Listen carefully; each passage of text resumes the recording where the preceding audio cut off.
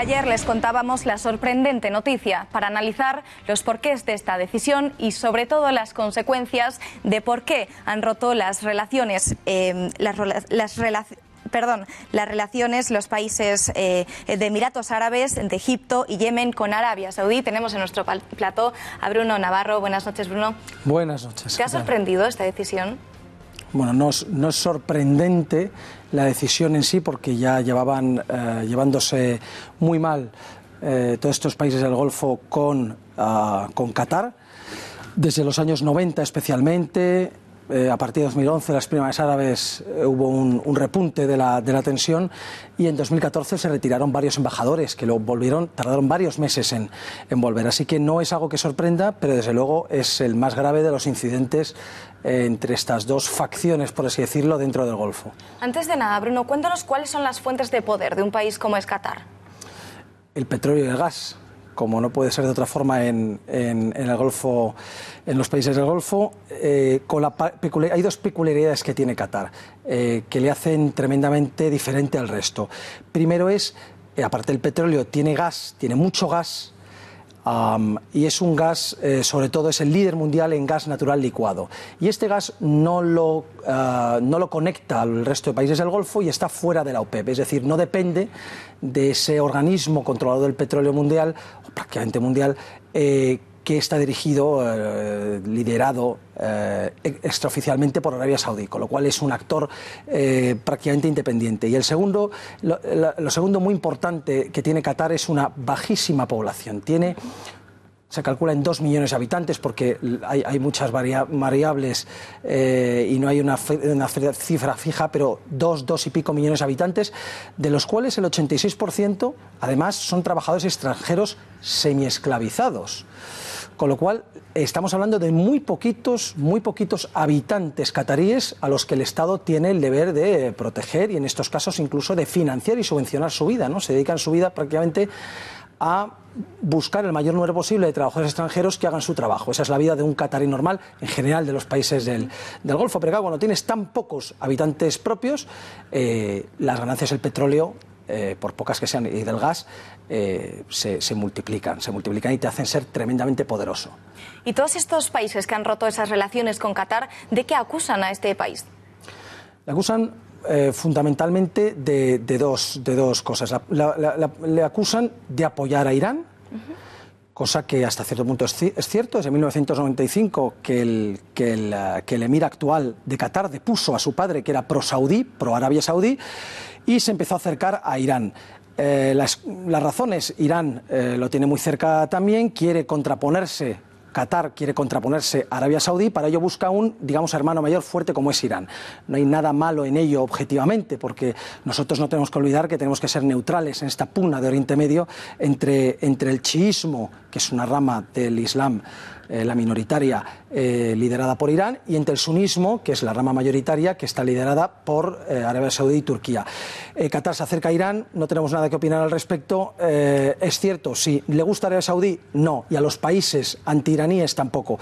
Y la otra es apoyar al terrorismo, es cierto que apoya y ha apoyado a Al-Qaeda y sus filiales, incluso al Estado Islámico, sobre todo a los Hermanos Musulmanes, que es una organización también islámica considerada terrorista en muchos países, desgraciadamente en Occidente todavía no. Y sin embargo hay que recordar que Arabia Saudí le acusa de lo mismo que el peca, porque Arabia Saudí ha financiado y financia a los mismos grupos, ha estado ayudando directo e indirectamente al Estado Islámico, a Al-Qaeda y sus filiales, y a los Hermanos Musulmanes se hicieron casi con el control del país. Es verdad que ahora Arabia Saudí ha entrado en guerra, por así decirlo, política contra los Hermanos Musulmanes, pero esto es algo nuevo. Es decir, no tienen ninguna lección que darnos ni que dar a Qatar acerca de terrorismo. Estos son los dos temas principales, que al final lo que crean es una razón de geopolítica regional, de poderío regional. Es decir, lo de menos es el acercamiento a Irán, lo de menos es el terrorismo. Lo importante es acabar con un vecino incómodo y someterle al yugo de la preponderancia, de la supremacía de Arabia Saudí. ¿Y qué puede suponer esta rotura de las relaciones comerciales? sobre todo va a suponer para Qatar, que es quien va a sufrir principalmente. Hay que recordar que en este caso se cierran las fronteras terrestres, también portuarias y aeroportuarias. Es decir, aíslan al país, no del mundo, pero sí de todo su entorno natural. Y esto lo que supone, que es el que más contacto tiene y más vuelos, más buques. ¿Y esto qué supone?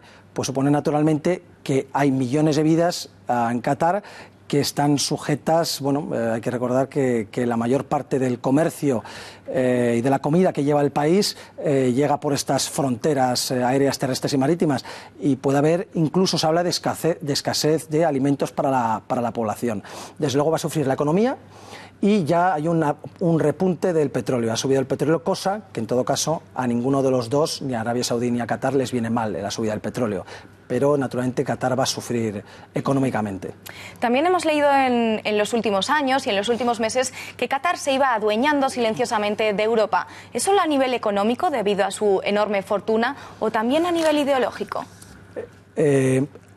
Efectivamente, de los dos. Nivel económico, creo que se ha dicho hasta la saciedad en estas últimas 24 horas, todos los intereses que tiene por todo el mundo, en grandes compañías y multinacionales como las va tomando Qatar. Aquí en España hasta hace poco tenía el Fútbol Club Barcelona, el Corte Inglés, actualmente Iberdrola, Santander, Ferrovial, Grupo Villarmir, Colonial, ¿no? ACS, etcétera. No es que las tenga, sino que tiene una importante participación.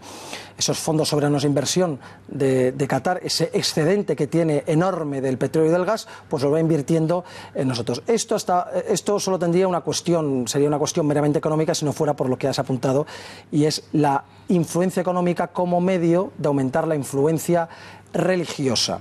Esa influencia religiosa a través de las mezquitas que van financiando por todo el mundo, tiene un gran poder de construcción de mezquitas. En España tienen un plan de construcción de 150 mezquitas en los próximos años. Son muchas mezquitas, y a esas mezquitas, además, financiadas y organizadas por ellos, los imanes que hay son de los hermanos musulmanes, que son un grupo tremendamente radicalizado, pues podemos imaginar el peligro que tiene para España y para todos los países donde van haciendo esto, con lo cual es preocupante. Sí, es preocupante. Señor Navarro, a nivel europeo, también a nivel español, ¿cuál es el principal problema o enemigo que tenemos en toda esa zona del Golfo Pérsico? ¿Es Qatar? ¿No es Qatar? ¿Al menos únicamente? ¿Es algún otro país por encima del resto? ¿Cómo lo ve usted? Yo lo veo con que es mejor no decantarse por ninguno. Es decir, no hay buenos ni malos. Aquí en España tenemos inversiones de ambos, ¿vale? Principalmente de Qatar, pero también Arabia Saudí. Arabia Saudí exporta también su particular visión rigorista, intransigente y muy radical del Islam, que es el wahabismo. También lo podemos llamar salafismo digamos, utilizando un saco más grande, ¿no? Generalizando. Y la verdad es que entre hermanos musulmanes, salafismo y wahabismo no es algo donde ninguno de nosotros quisiera elegir, ¿no? Con lo cual tampoco tenemos algo, ninguno es mejor que el otro. Es verdad que Qatar tiene más dinero para influir. Pero es verdad que cuando nos vamos allí, ¿qué intereses tiene España allí? Es verdad que tenemos muchísimos más intereses en un país tan grande, tan vasto en extensión como es Arabia Saudí, donde estamos construyendo, las empresas españolas lideran la construcción del metro de Riad, de la capital, y también el tren de alta velocidad entre la Meca y Medina, con lo cual, entre otros muchos proyectos, con lo cual es cierto que desde un punto de vista puramente egoísta económico, pues si tuviéramos que apoyar a alguien deberíamos quedarnos con quien nos está dando de comer, ¿no? Pero ya repito, no es una elección que creo que moralmente debamos tomar. ¿Y cree que la visita de Trump hace 2 semanas a la zona y en concreto a Arabia Saudí puede haber influido en el desenlace o no tiene nada que ver? Tiene muchísimo que ver. No porque Estados Unidos provocara directamente y exprofeso y voluntariamente esta crisis, pero el apoyo tan grande y directo que dio Trump en su visita a Arabia Saudí, con ese contrato sin precedentes de armamento con aquel país, etcétera, lanzó un mensaje, quizás equivocado, un mensaje a los países del Golfo antiiraníes, porque también habló mucho de la lucha contra Irán.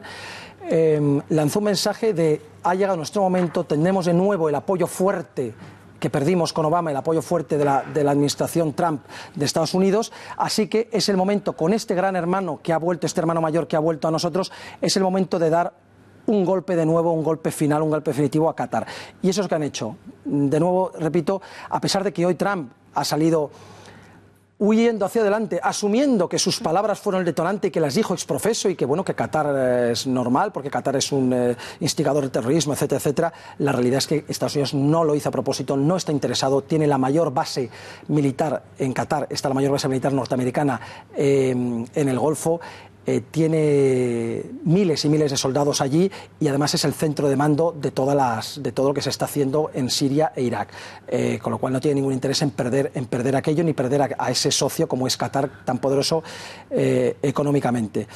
Pero es verdad que dio un mensaje y de hecho, aparte de Trump, todos los altos cargos de administración, claro, lo que están haciendo es diciendo no tenemos que elegir, tienen que solucionar los problemas, esto tiene que llegar a buen término, tienen que hacer las paces. El único que se está que se está saliendo de aquello es Trump, pero porque todos sabemos un poquito cómo es, pero es una huida hacia adelante, no estaba previsto. Y señor Navarro, los países firmantes de esta ruptura en relaciones han dado 7 días a los cataríes residentes en sus territorios para regresar a este país. ¿No le parece un tanto agresiva esta medida?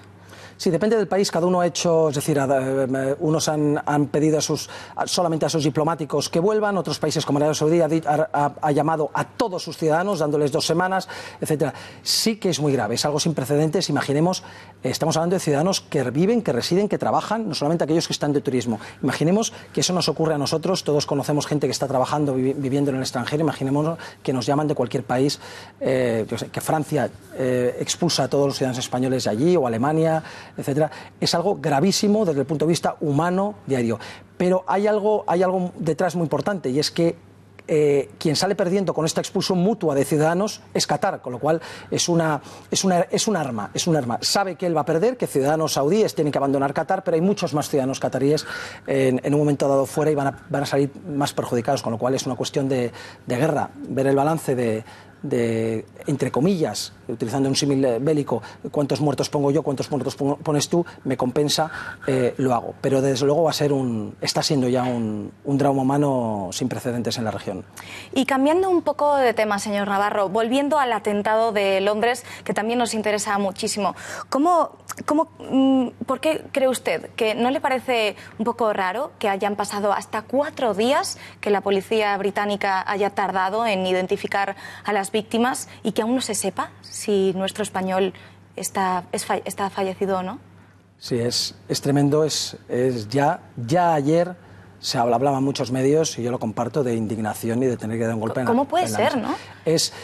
Francamente, se me escapa, por mucho que intento averiguar o entender las razones o escuchar las razones de unos y de otros, no hay razón, no hay lógica. Es decir, no es un país que haya sufrido, que esté en medio de una guerra, de una crisis sin precedentes, de una rotura absoluta del Estado de Derecho. No es un país que haya sufrido un atentado con 1000 víctimas, es decir, es un atentado entre comillas, y con todo respeto, es un atentado, digamos, normal, usual, al que los ingleses los británicos están ya acostumbrados y con sus fuerzas de cuerpos de seguridad y servicios de emergencia más que preparados. ¿Cómo es posible? Vamos a dar razones y al final hay que mojarse un poco. Primero, por un exceso de celo en la seguridad, cuando la seguridad hay que darla donde hay que darla, y luego hay que dar información donde hay que dar información, hay que buscar huellas que buscar, hay que buscar heridos, muertos, etcétera. No cerrar hospitales, no hacer... Es decir, el trabajo ese lo tenían que haber hecho antes para evitar el atentado. Una vez que el atentado ha ocurrido, se toman las medidas necesarias, pero no se puede actuar de una forma tan cerrada como lo han estado haciendo, al menos en los primeros días. Esto yo creo que es la causa primera. Y luego, desde luego, en segundo lugar, ya veremos de dónde, pero desde luego hay una incompetencia supina en manejar la crisis ya en cuestión de emergencias. Porque si fuera al revés, que hubieran tardado hasta 4 días en identificar a las víctimas, ¿no cree que nos estarían pidiendo explicaciones desde el ministro de Exteriores británicos? Y también, ¿cómo sería si hubiera sido al revés? Bueno, nos estarían pidiendo explicaciones de una forma muy violenta, por todos los medios públicos y privados. Estaríamos muy presionados, seríamos el hazmerreír. Sería algo tremendo contra España. Y España, lo que ocurre también, todo hay que decirlo como crítica, es que no está quizás sabiendo actuar correctamente. Es verdad que hay que tener respeto por un país que está sufriendo una oleada de atentados, pero todo tiene un límite. Y en este caso Gran Bretaña lo ha superado con creces. La imagen que está dando la policía británica sin duda es muy mala, y de hecho hoy el Parlamento ha vuelto a decir que los policías no pueden patrullar armados. ¿Esto cómo se explica? Bueno, al igual que en Estados Unidos nos podemos sorprender por la liberalidad con la que un ciudadano puede portar un arma, y hay que recordar que viene a raíz de la Constitución que da origen viene originado por el propio nacimiento del país, y eso hay que entenderlo, si no, no se puede entender el tema de las armas en Estados Unidos. En Gran Bretaña es lo contrario, también por sus razones históricas. Entonces, no está dentro de nuestra mentalidad, pero sí en la británica, hay que respetarlo. Bueno, Bruno Navarro, muchísimas gracias. Nos hemos quedado sin tiempo.